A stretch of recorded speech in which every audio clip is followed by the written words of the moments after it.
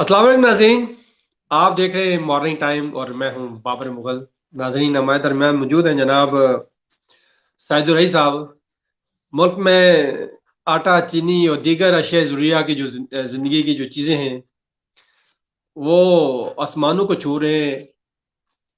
रमज़ान आने वाला है और महंगाई का जो तूफान है वो थम नहीं पा रहा। चीनी बुरहान, आटा बुरहान।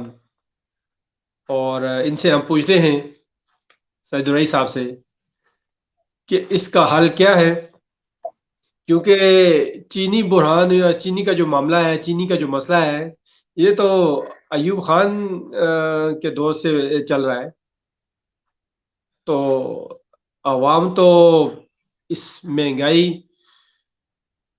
के दौर में तो पिसी जा रही है। तो आइए पूछते हैं इनसे कि इसका इलाज क्या है। अस्सलाम वालेकुम सईद रईस साहब। वालेकुम सलाम वरहमतुल्लाहि वबरकातुह। रईस साहब, आवाम पिसी जा रही है महंगाई से। तूफान बरपा है, तकलीफ में है आवाम।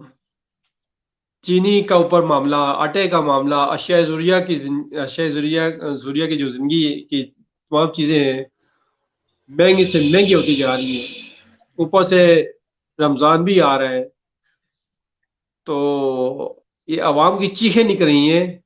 तो इन चीखों के मतबादल या इन चीखों का हल क्या है आपकी नज़र में? ये बहुत ज़रूरी सवाल है, बिकॉज इसमें कौम की ज़रूरियात को नज़र रखना पड़ता है, कौम की भलाई का। और वो पिछले दिनों एक हमारी मोहतरमा ने सवाल किया था प्राइम मिनिस्टर साहब से कि हमें घबराने की इजाज़त दे दें क्योंकि चीज़ें कंट्रोल में नहीं हो रही। तो प्राइम मिनिस्टर साहब ने तो जो जवाब दिया वो आपके सामने है, लेकिन मुझे वो शेर याद आ गया कि अब तो घबरा के कहते हैं कि मर जाएंगे, मर के भी चैन ना आया तो किधर जाएंगे। हमारी हाँ। हालत तकरीबन यहाँ पहुंच चुकी है। तो बात यह है कि आपने बिल्कुल ठीक कहा कि अयूब साहब के जमाने में भी चीनी का ही तूफान उठा था, और उस वक्त से अब तक इस कौम की बदबख्ती है कि यहाँ कोई काम करना ही नहीं चाहता। क्या चीनी की पैदावार और लागत निकाल कर उसकी कीमत मुतय्यन नहीं की जा सकती? देखना होगा ना उसको फायदा कितना देना है। टेक्निकली तो मेरा असूल है कि गन्ना किसान का है, चीनी तो गन्ने को किसान को मिलनी चाहिए, मिल वाले को अपनी पसाई ले ले। अब वो चीनी पर भी कब्जा कर लेता है और फिर प्राइसेस पर भी कंट्रोल नहीं है, माफिया है। तो ये चीनी का बहरान तो 70 साल से चल रहा है। एक बोर्ड बनाए, आप एक मन गन्ने से पता पता कर सकते हैं कितना गुड़ बनता है, कितनी चीनी बनती है। फिर हिसाब लगा जी लें जी। कि कितना कितना फायदा देना है, कितना फायदा वो उठा रहा है। तो वो ये कोई इतना मुश्किल काम नहीं है, लेकिन ये करना नहीं चाहते। लेकिन ना, वो एक्सप्लॉयटेशन नहीं होनी चाहिए। आर्टिकल 3 में आइन के ये भी तो है ना। फिर आर्टिकल थर्टी जी एट में है कि कंसंट्रेशन ऑफ वेल्थ नहीं होनी चाहिए, दौलत का इर्तिकाज। अब मुझे बताएं, जिनकी 2 मिलें, एक मिल थी उनकी 15-15 मिले हैं, तो इर्तिकाज दौलत तो हो चुका है। इसका मतलब वो इसी से फायदा उठा रहे हैं ना, नाजायज फायदा उठा रहे हैं। इसमें कोई रॉकेट साइंस की जरूरत है हमारी अदालतों को देखने की? अदालतें पहले इनसे पूछें कि आपका इर्तिकाज दौलत कैसे हुआ है, ये कहां से हुआ है। आइन तो इसको रोकता है, आर्टिकल 38 कहता है कि इर्तिकाज दौलत नहीं होगा।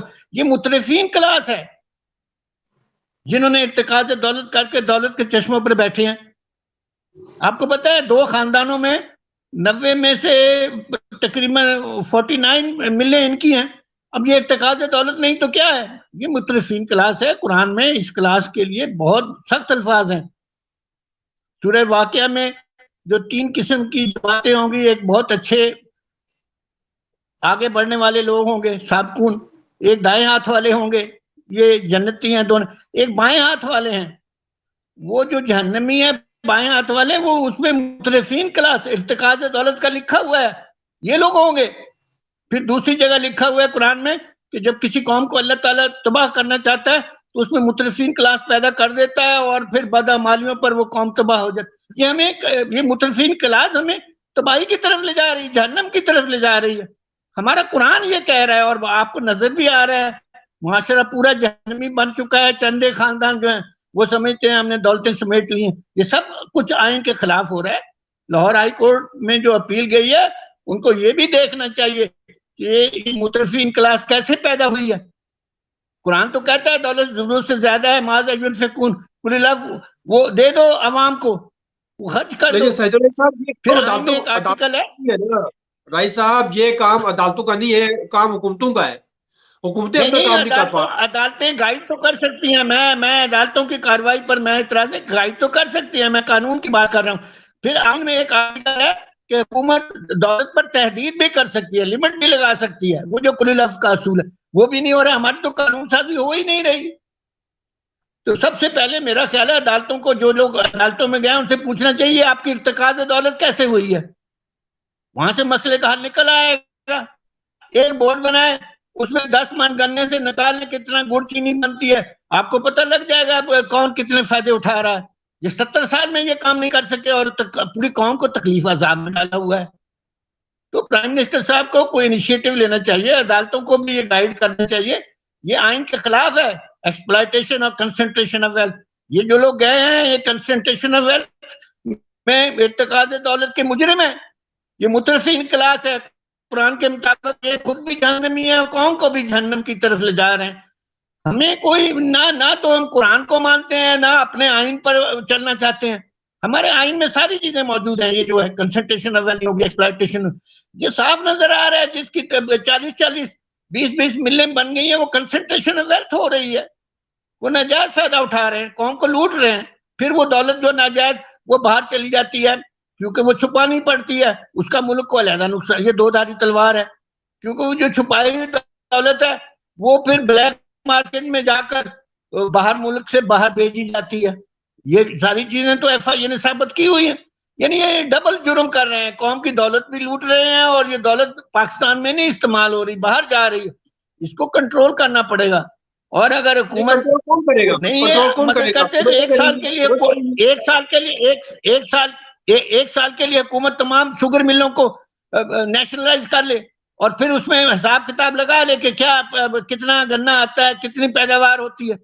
اس میں کون سی راکٹ سائنس چاہیے؟ کچھ تو کہیں تو عوام کو سہولت دینی چاہیے، عوام کو سہولت نہیں مل رہی۔ دیکھیں وہاں آرٹیکل 38 میں جو ویلفیئر، سوشل ویلفیئر ہے، اس میں یہ لکھا ہوا ہے یہ سب کچھ عوام کے فائدے کے لیے ہوگا، دولت کا ارتکاز نہیں ہوگا، اور دولت آمدنی میں بھی تناسب آئے گا۔ وہ غریب کو تو کچھ بھی نہیں مل رہا، اس کو کام بھی نہیں مل رہا، اس کو اس کی کمائی بھی نہیں ہے، اور وہ مارا جا رہا ہے۔ میرا خیال میں اس میں بہت سیریس طور پر عدالتوں کی طرف سے احکام آنے چاہیے کہ یہ اس کا فیصلہ بیٹھ کے کریں۔ کوئی اتنی بڑی بات نہیں ہے کتنے گنے سے کتنی چینی اور گڑ پیدا ہوتا ہے، یہ کوئی بہت بڑا راکٹ سائنس ہے۔ اس سے آپ کو اندازہ ہو جائے گا کہ بھئی قیمتوں کا توازن کہاں ہونا چاہیے۔ اس مسئلے کا یہی ایک حل ہے، اور باقی ساری ہوائی باتیں ہیں، ہوائی باتیں، ایسی ہوائی باتیں، یہ ہو گیا، ہم مر گئے، وہ چیز تو سامنے ہے، کنسنٹریشن نظر آ رہی ہے، وہ ناجائز فائدے اٹھا رہے ہیں۔ بہت شکریہ اس کو کنٹرول کرنا چاہیے حکومت کو بھی، میرا خیال ہے۔ جی بہت شکریہ سید الرحیق صاحب۔ ناظرین، رئیس صاحب کی جو باتیں ہیں انتہائی دل کو لگنے والی باتیں ہوتی ہیں، اور حکومت کو اس طرف توجہ دینی چاہیے، کیونکہ اگر عوام کو سہولیات نہیں دیں گے تو حکومت کس کام کی؟ حکومت تو عوام کے لیے کی جاتی ہے، جب عوام کے لیے حکومت نہیں کی جائے گی تو لامعالہ اس میں مسائل پیدا ہوں گے۔ آپ کا بہت شکریہ سید الرحیق صاحب، ناظرین آپ کا بھی بہت شکریہ، ہمارے ساتھ رہیے گا۔ اللہ حافظ۔ شکریہ، خدا حافظ۔